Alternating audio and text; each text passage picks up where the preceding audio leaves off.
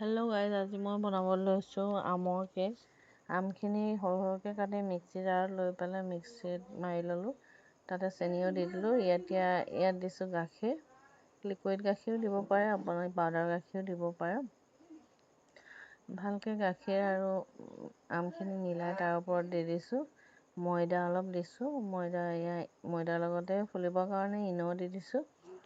ইনোখিনি দিয়াৰ পিছত ভালকৈ লৰাই গোটেই মিশ্ৰণটো ভালকৈ লৰাই থাকিব লাগিব, মিক্স কৰি পেলাই ধুনীয়াকৈ। তাৰপিছত আপোনাৰ ৰিফাইন দিছোঁ। ৰিফাইনৰ লগতে অকণমান গাখীৰ আৰু বাটাৰ মিলাই পেলাই তাতে ঢালি দিছোঁ। টেষ্টটো খুব ভাল হয়। তাৰপিছত ভালকৈ চবফালে মিলাই লৰাই এতিয়া বাতি এটাত ৰিফাইন অকণ সানি বেটাৰখিনি ঢালি দিছোঁ। ঢালি দিয়াৰ পিছত অভেনত দিয়াৰ পিছত আৰু আমাৰ আমৰ কেক ৰেডি।